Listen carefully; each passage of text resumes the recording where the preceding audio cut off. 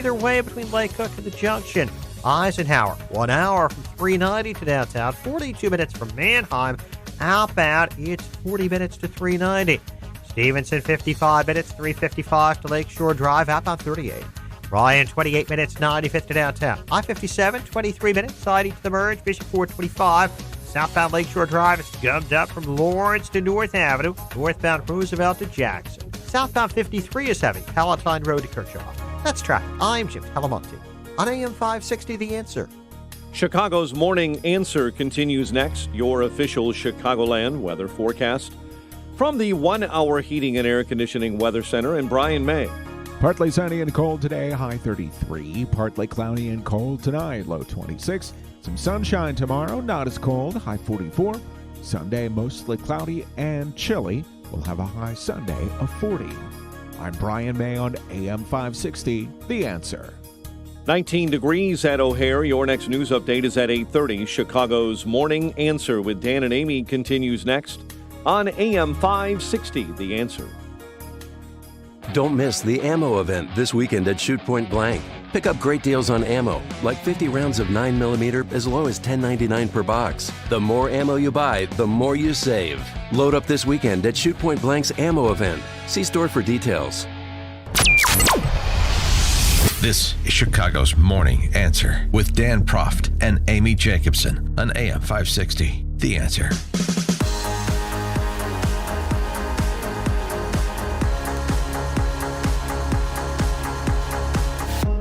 Good morning, Dan and Amy. Monday is Veterans Day, and it's somebody's birthday.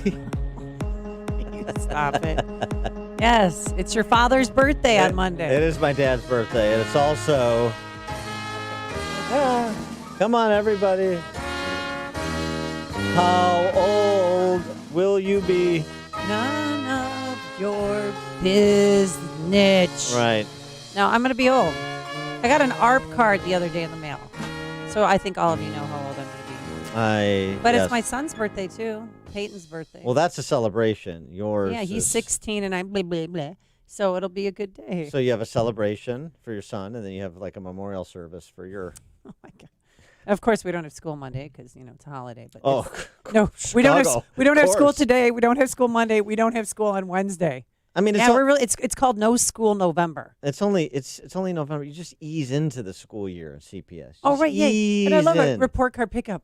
Report cards for what? 2 weeks of work?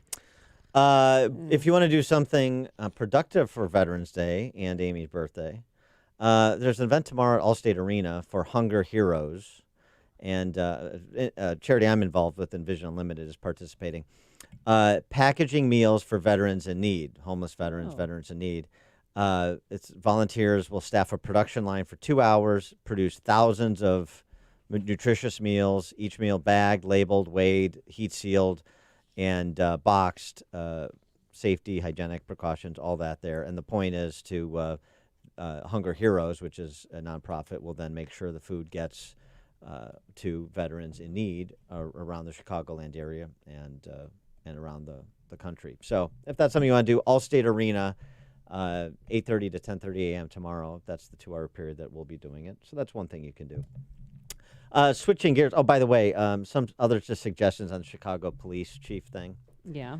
I like the idea of the Chicago police uniforms being changed to the uniform that Jay Dangle wears in Reno 911. Oh. I do like that. Yeah. So if we're changing out our superintendent, we're going to get the next superintendent self-driving car, then we should rethink the uniforms too. And so I want to include that as part of the larger dialogue the community will have around Lori Lightfoot through this process.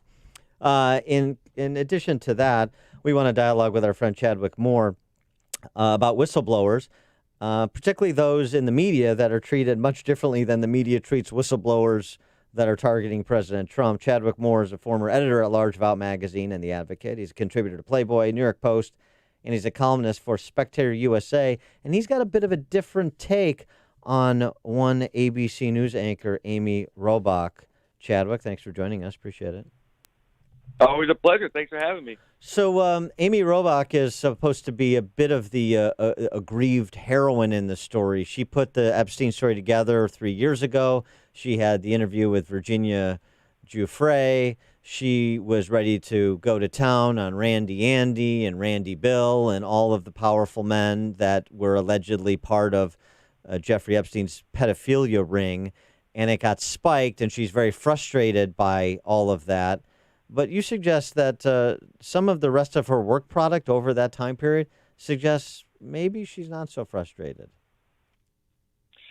Right. Well, if you look at the leaked audio that was going viral this week, the hot mic where she is upset about the story being spiked, the whole thing is about her, and she is more incensed that she didn't get credit for breaking the story than she is about the injustice that Epstein's alleged victims will never see justice. That for years, maybe because ABC spiked the story, that he was maybe allowed to continue victimizing people. And she went on to then give glowing reports about the royal family. She was in Windsor, England for about a week during the anticipation of Prince Harry and Meghan Markle's the birth of their child, giving these fawning reports to the royal family, these fluff pieces. She then sat down with Hillary Clinton and Chelsea Clinton to help them sell their new book, and all the while, it's like she, by her own words on this hot mic, she thought that both of these families were protecting pedophiles in her belief, and yet she just went on and helped them, give them good free PR. And I was sort of saying, and I wrote about this in The Spectator, that if you want to know why, if journalists are curious why people hate them so much, I think all they need to do is just look at someone like Amy Robach, that she's not really a hero, I don't think, that she was just doing her job, and she didn't stand up for these victims. It sort of seems to be all about her and her career. Well, it's interesting. Interesting. We're going to find out what the whistleblower, formerly of ABC News, now formerly of CBS News, because she got fired, what she thinks. Megyn Kelly just announced that she's launching my Instagram with an exclusive interview of the woman just fired after the leak of a hot mic moment by ABC's Amy Robach. But did ABC News target the right person? Follow along with me here. So Megyn Kelly on Instagram is going to get the interview. There she goes. She's still got the scoop power, apparently. Wow, that's interesting. And you were right to bring up in your earlier about the different treatment of whistleblowers. They seem to love them on one end, but not when it's calling out corruption and bad behavior in their own ranks. I think you're a little too harsh on Amy Robach. I don't think she's that self-serving.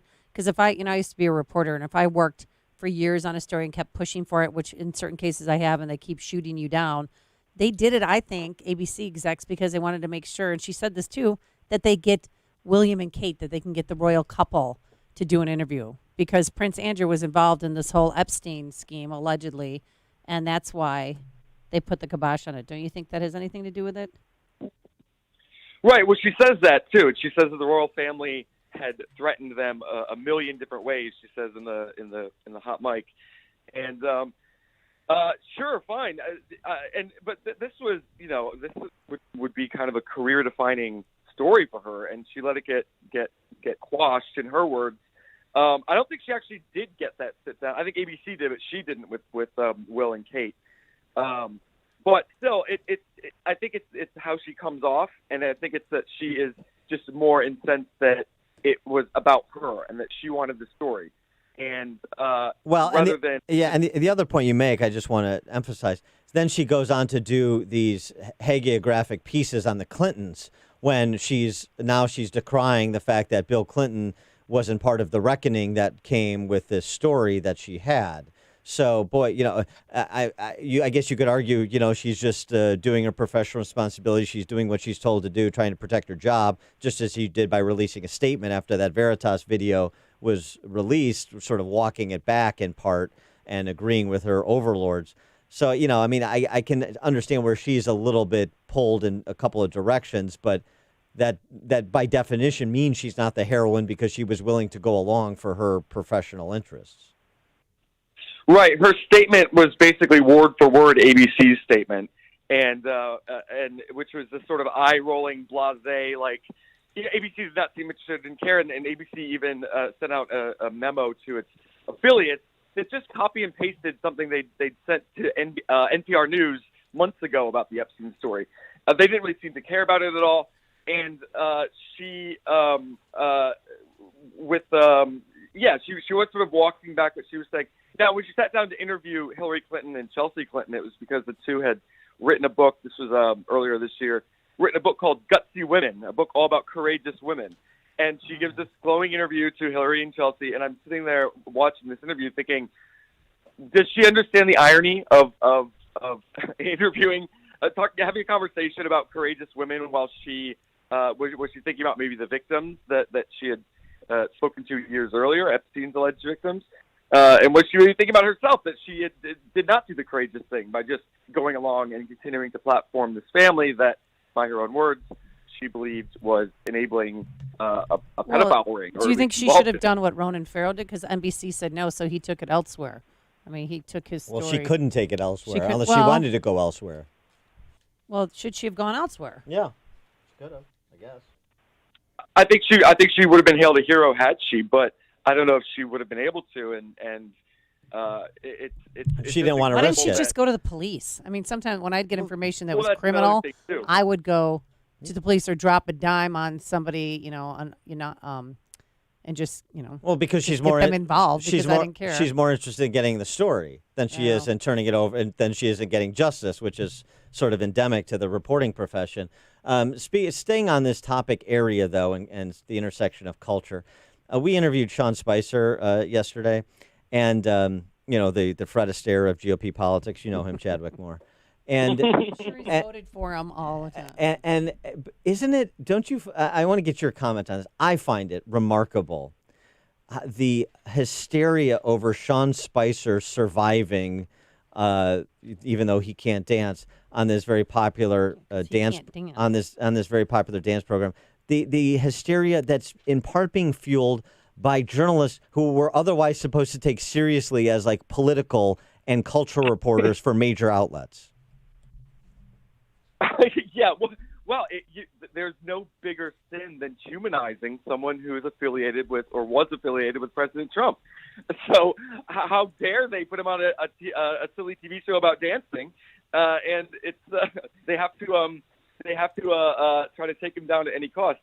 And even just the fact that do you remember last week with the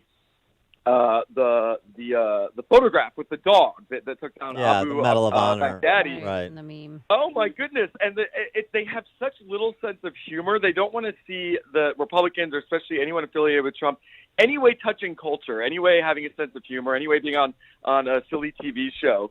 So even when the president treats some silly photograph, it took 2 New York Times reporters to come in and deem it this photograph was fake.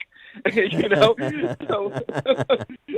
well, just so everyone knows, this was photoshopped.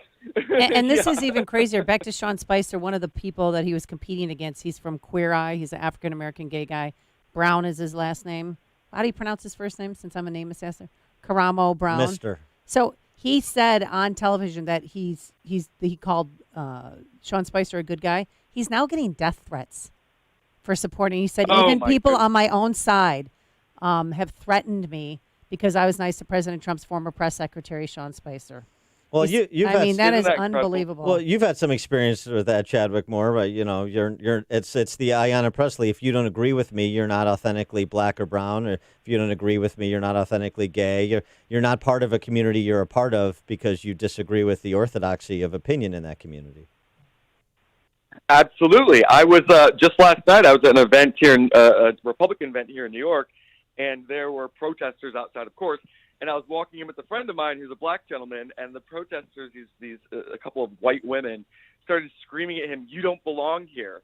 It was the most racist, insane thing I'd ever seen. And we both looked at each other like, "Oh my goodness!"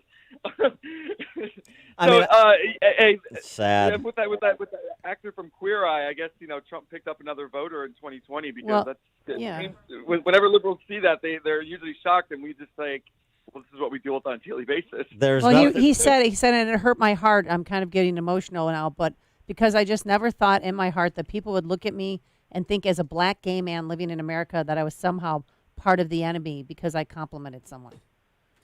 I mean, this Like is what Wow, happened? yeah. It's like what happened Oh. to Ellen when she sat next to George Bush right, at and the this football the game. Kanye. You know, first they what Kanye said. First, you're telling me who I'm supposed to vote for because I'm black. Now you're telling me who I'm supposed to vote for because I'm Christian. I mean, is there anything more hysterical than a secular humanist telling a Christian who they should vote for based on their Christian beliefs, or some white champagne socialist shrew telling a black man about the black experience? I mean, this is how upside down these cultural Marxists are, and they're they're largely in a lot of positions of profile and influence, unfortunately.